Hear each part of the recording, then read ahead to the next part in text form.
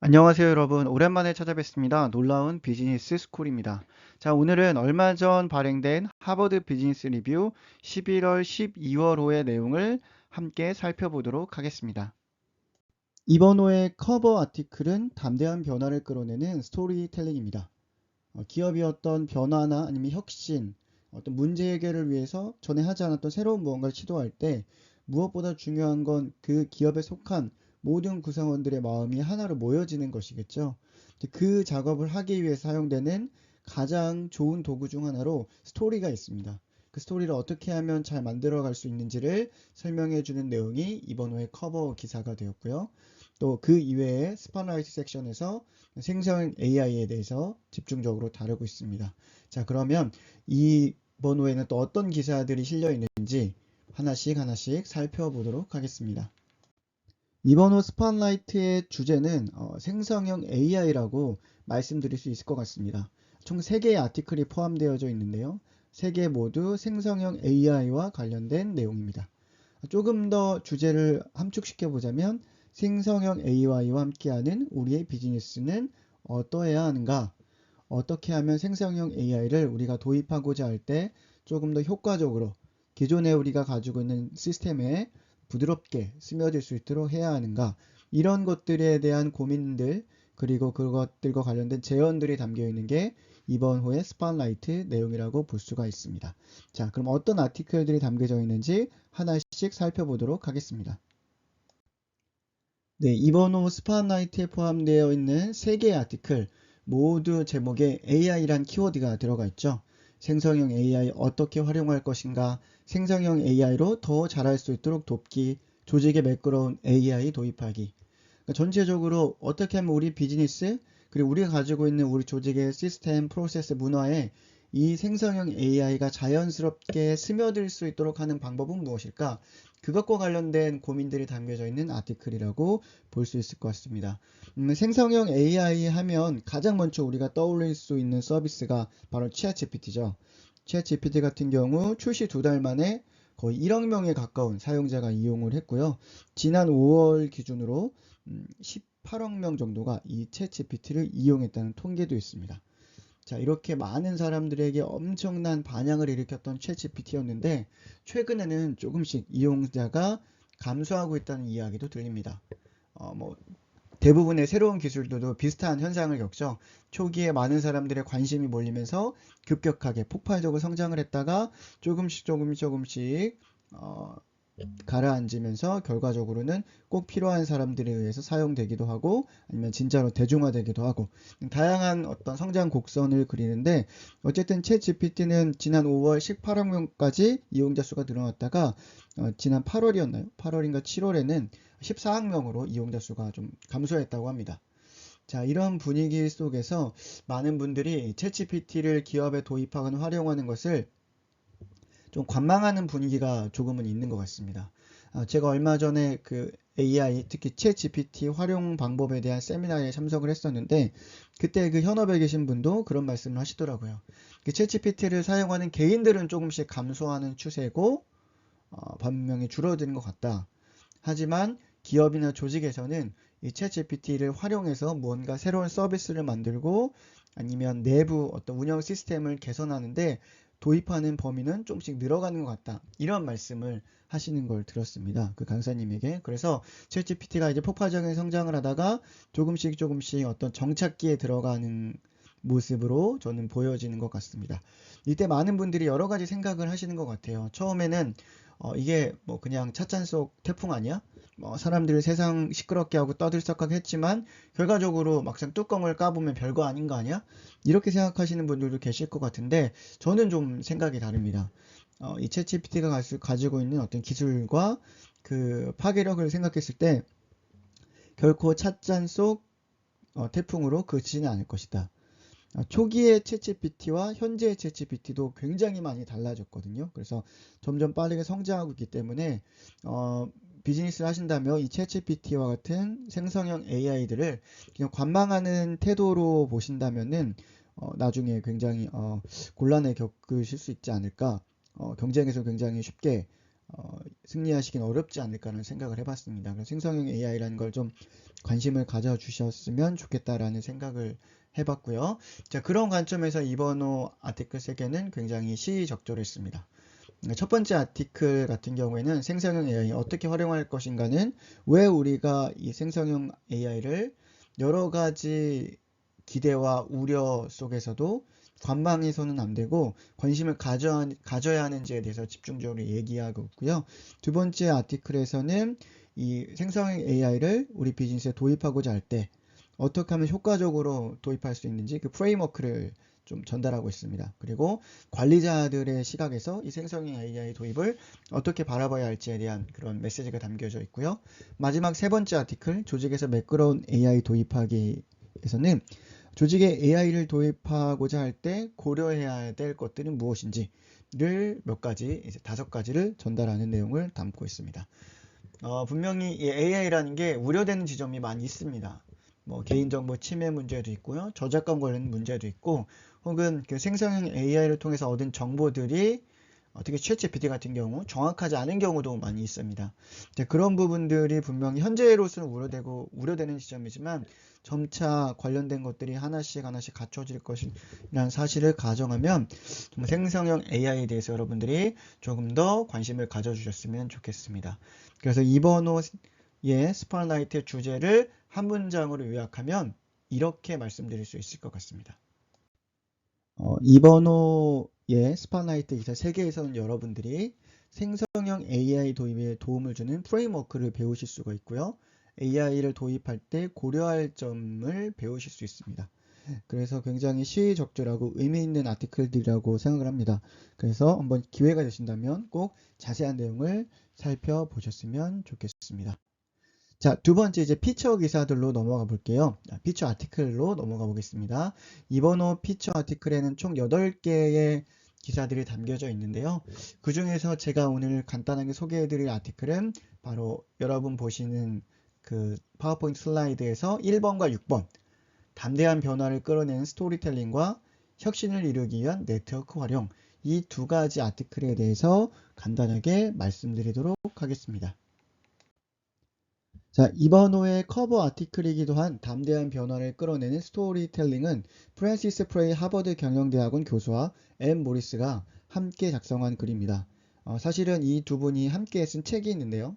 Move Fast and Fix Things라는 책이 있는데 그 책의 내용을 요약한 아티클이라고 말씀드릴 수 있을 것 같습니다.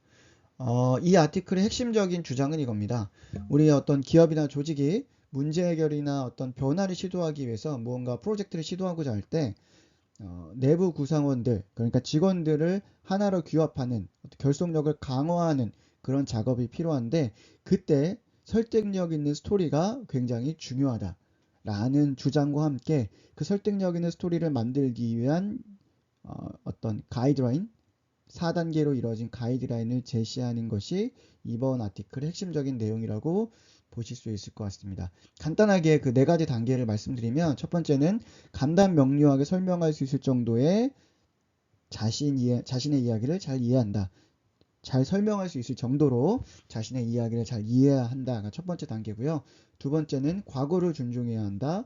세 번째는 변화와 관련된 사명을 명확히 밝힌다. 자, 네 번째는 앞으로 나아갈 방향에 대해 엄밀하고 긍정적으로 설명한다.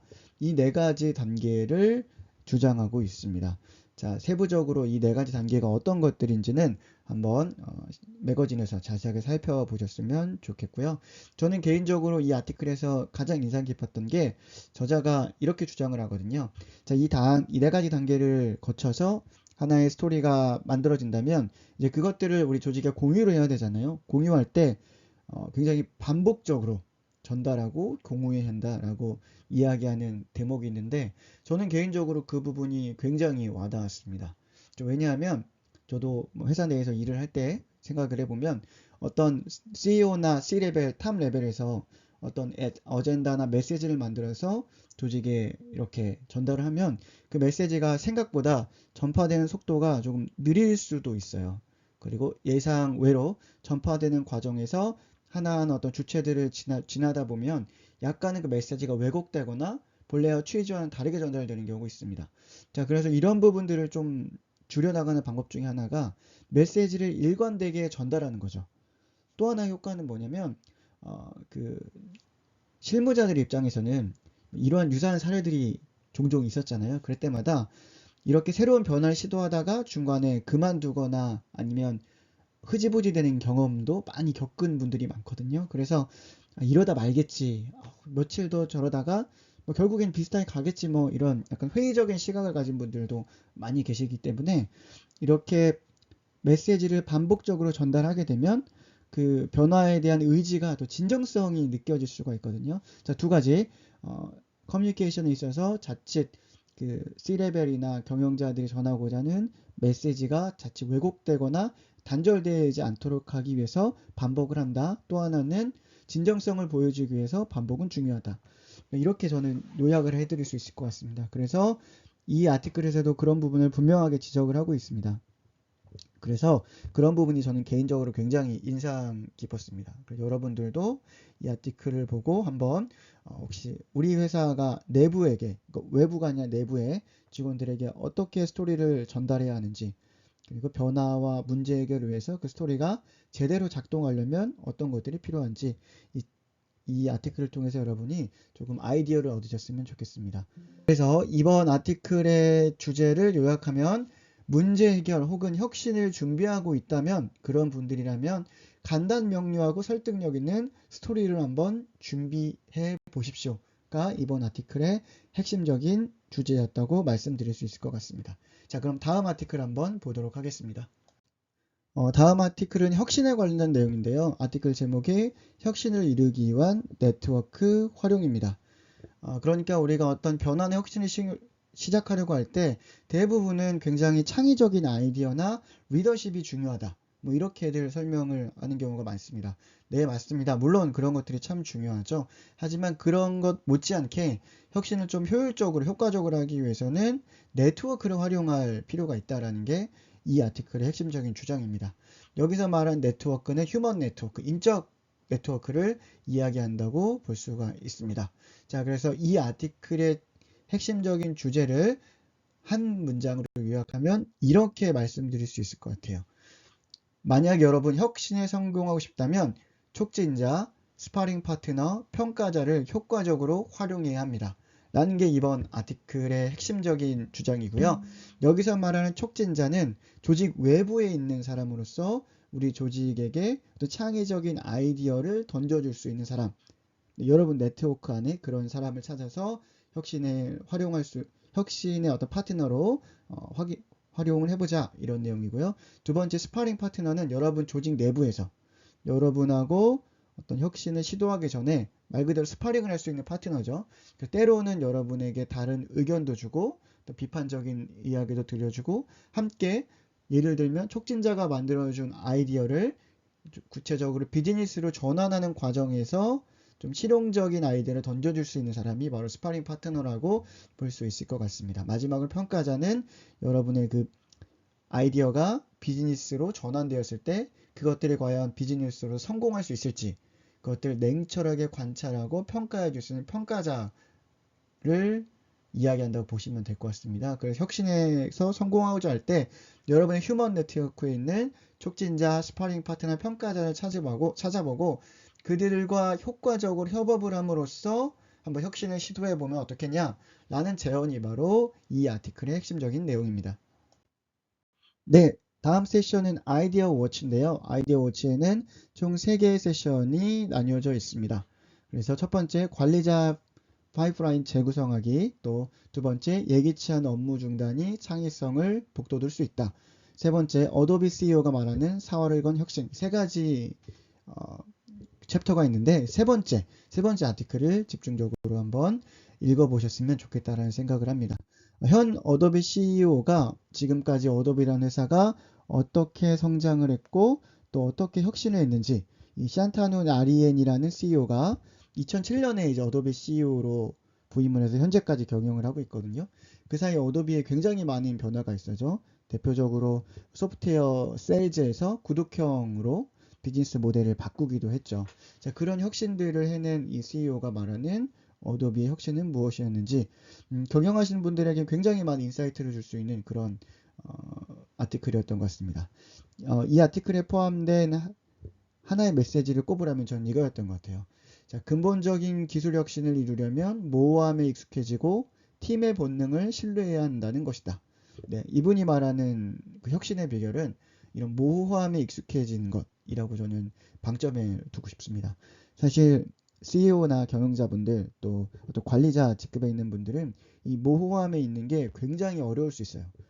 리스크거든요. 또 분명하지 않고 여러 가지 의미에서 이 모호함에 대해서 예측 불가능한 상황에 대해서 굉장히 불편함을 느낄 수가 있는데 그 자체를 온전히 받아들이고 그 가운데에서 어떻게 하면 내가 앞으로 가고자 하는 비전과 목적을 향해 나아가는 길을 개척해 나갈 것인지 확실하지 않는 상황에서도 그 명확한 어떤 북극성과 같은 목적과 목표, 또 비전만 바라보고 가는 그 길을 그 자체에 익숙해져야 한다.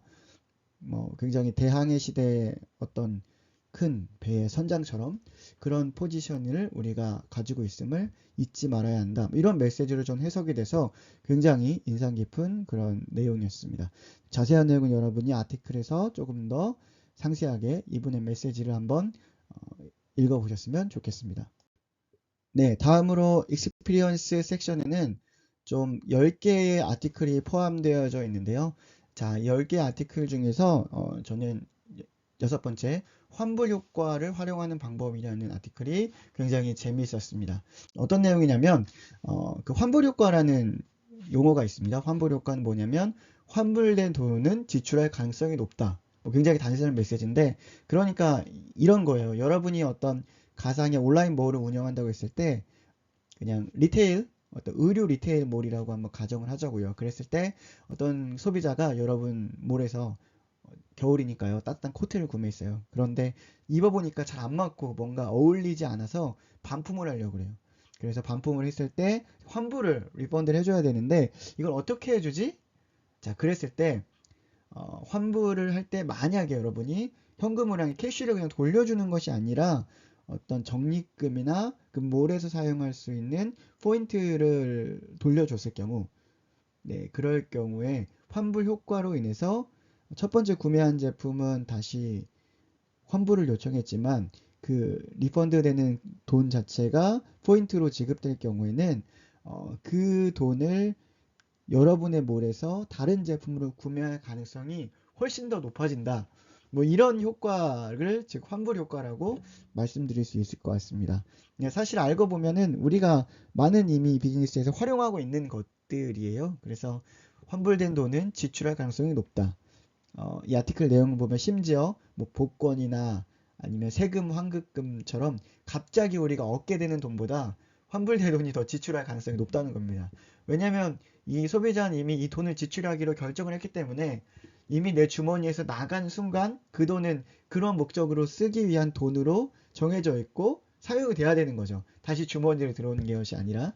그래서 이러한 돈에 대한 인식을 활용해서 설령 우리가 어떤 우리 샵에서 우리 몰에서 뭔가를 구매하는 소비자들이 물건을 환불하더라도 그 환불이 단순히 우리 몰과의 어떤 거래 단절이 아니라 다른 상품으로 대체 상품을 구입하는 유도하는 그런 도구로서 사용될 수 있다는 걸 우리가 인식을 한다면 훨씬 더 다양한 약간 전략적인 측면이기도 하고 마케팅적인 측면일 수도 있을 것 같아요. 이런 효과를 활용할 방법이 있지 않을까라는 아이디어를 주는 그런 아티클이었습니다. 자, 여기까지 이번 호 HBR 11월 12월호에 담겨져 있는 아티클들을 쭉 살펴봤고요. 마지막에 또 정말 너무나 유명한 피터 드러커의 또 글이 마지막에 실려 있습니다. 새로운 조직들의 사회라는 글이 굉장히 클래식하고 정말 그렇지만 가볍게 여기서는 안 될 정말 중요한 그런 아티클이 있으니까요. 거기까지 한번 살펴보시길 권장을 드립니다. 자, 여기까지 하버드 비즈니스 리뷰 11월 12월호에 담긴 내용들을 간단하게 쭉 한번 우리가 훑어봤습니다. 제가 말씀드린 그런 아티클 외에도 굉장히 재미있는 그런 이야기거리들이 이번에 많이 담겨져 있어요. 특히 피처 기사 중에 하나인 오늘날 레인메이커가 일하는 방식 같은 경우에는 어떤 전문직 서비스업에 종사하는 분들, 변호사나 아니면 노무사 아니면 회계사 혹은 경영 컨설턴트 저처럼 또 전문 서비스를 제공하는 분들이라면 한 번쯤 꼭 읽어볼 만한 그런 아티클이 아닌가 싶습니다. 그래서 여러분 기회가 되신다면 한 번쯤은 이 잡지를 읽어보시면서 여러분 비즈니스에 도움이 되는 인사이트를 한번 얻어보셨으면 좋겠습니다. 저는 이 HBR 코리아 한국에서 이걸 발행하는 동아일보사죠. 동아일보사와 아무런 관련이 없습니다. 뭐 전혀 무관한 사람이고요. 단지 제가 경영교육업을 하다 보니까 이런 경영 관련된 컨텐츠를 즐겨보고 특히 HBR을 굉장히 재미있게 매번 찾아서 읽어보고 있기 때문에 그때마다 제가 먼저 보고 여러분들과 나누고 싶은 내용을 이렇게 요약해서 간단하게 좀 전달을 해드린다고 보시면 될 것 같아요. 그래서 뭐 모든 내용을 다 전달해드리지 못하는 점은 시간 때문이고요. 자세하게 설명 못 드리는 부분은 가장 큰 이유는 제가 여기에 나오는 모든 아티클에 다 전문적인 사람은 아니라서 그냥 대략적으로만 설명을 드리는 부분도 있고요. 더 큰 이유는 여러분이 직접 이제 글로써 이 내용을 컨텐츠를 읽으면서 사고도 해보시고 또 그 내용과 누군가 토론도 해보시면서 조금 더 그냥 지식을 얻는 것이 아니라 이 지식을 이해해서 여러분만의 인사이트를 도출하셨으면 좋겠다. 라는 그런 생각에서 간략하게만 리뷰를 해드리고 있습니다. 자, 그러면 오늘 리뷰는 여기까지 하도록 하고요. 다음 시간에 또 더 좋은 콘텐츠로 여러분들을 만나 뵙도록 하겠습니다. 여러분 끝까지 들어주셔서 너무너무 감사합니다. 여기까지 하겠습니다. 감사합니다.